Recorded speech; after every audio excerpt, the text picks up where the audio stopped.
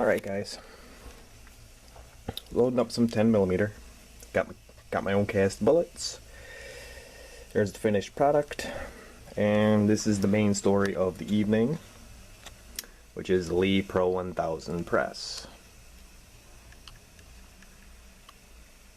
My tripod is out in the car. I don't feel like going to get it, so we're just going to have to deal with it like this. And a very messy reloading bench. No, it happens. So, in any case, Pro 1000 is an interesting press. The only complaint that I have, well, not the only complaint, the biggest complaint that I have about this thing is the priming system. And if you go online and you look up YouTube, anything, oh my goodness, the priming system is either really good and nobody has problems with it, or it's just, it's just the most frustrating thing on the face of the planet. You will, when it gets like that, you will want to take this whole thing off of there and throw it out the window. Maybe set fire to it or shoot it with a shotgun, one of the two. It gets frustrating.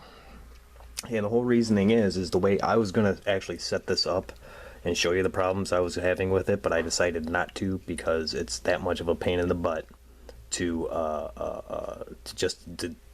deal with while you're reloading that I'm not going to do it. It's just that frustrating.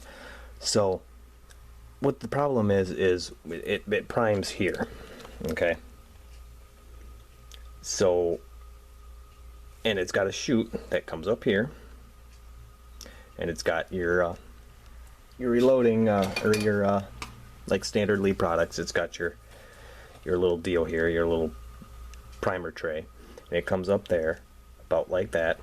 What ends up happening is, if you're not keeping an eye on them primers to make sure that they're in the chute or that they're not sideways or anything other than just about perfect, they won't load into the round, and you won't get a seated primer, or even worse, you will get one that is not primed at all, and it'll cycle through the press. And what happens is you'll put gunpowder in that unprimed case, and it will leak out underneath the shell plate, and you will end up with you will in short order you will come to a grinding halt, because it just gets caught up in there underneath the shell plate, and it's just kind of a debacle. So I solved that by priming off the press, and I don't have a problem with it now, period, because the press itself is fantastic. It's got a great system. This little deal right here where the shells are is fantastic. This is the simplest and best idea I think I have ever seen, and I'll see if I can't show it to you guys. But basically, you load the brass in there, shake it, they all go head down right into there. When you get done with the row, you just turn this and it goes on the next row. Holds about, it depends on the cartridge, but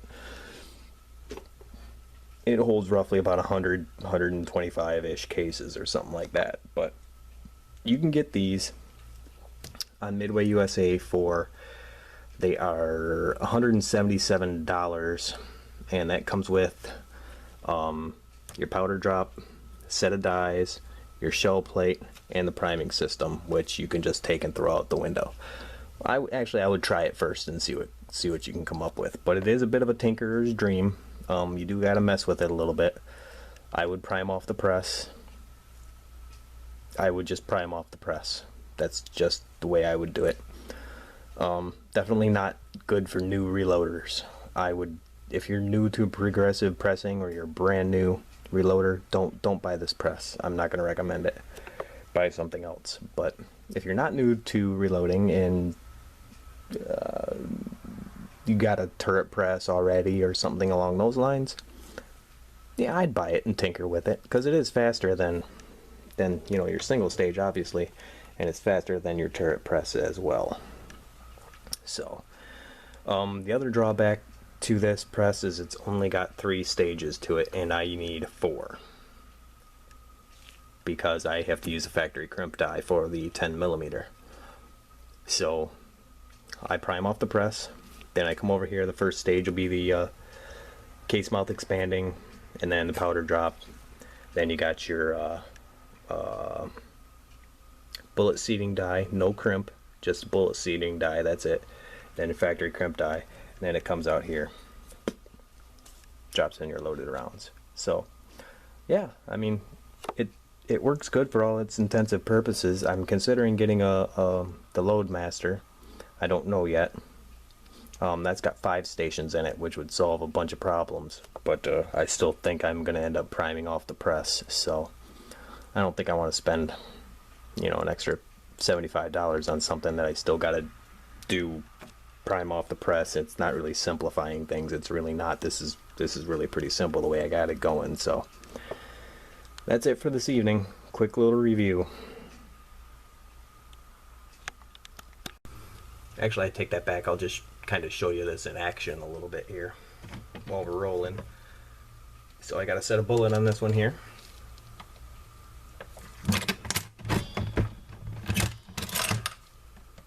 And each time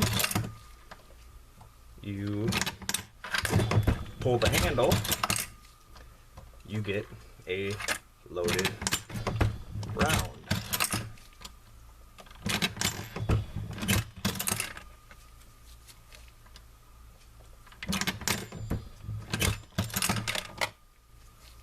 But it goes pretty quickly.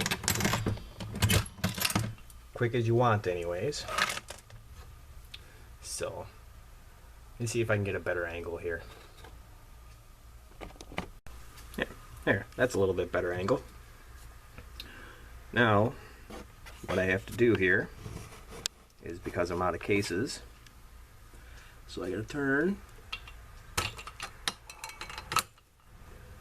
Yeah, you can see that they dropped, or hear that they dropped. And now you can kind of see what's going on. Already added a bullet to that guy.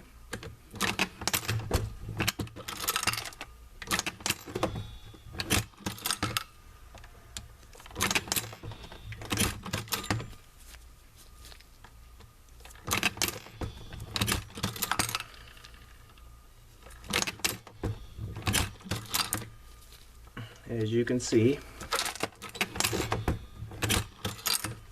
just kind of motors along. I'm not kidding you. If I'd have been priming on the press, I would have stopped 27 times by now, honestly. It was kind of ridiculous.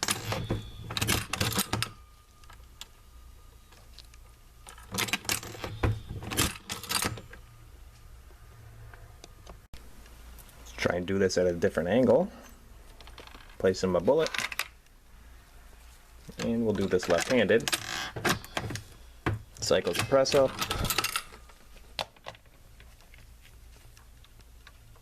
place a bullet,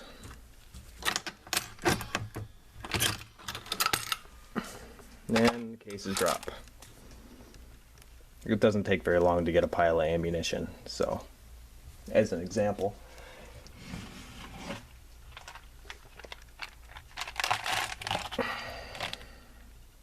it's probably 200 rounds right there anyways. 200 rounds. So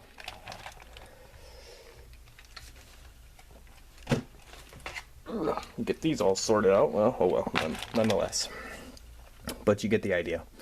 So I would think about it for sure before I would invest in a Pro 1000.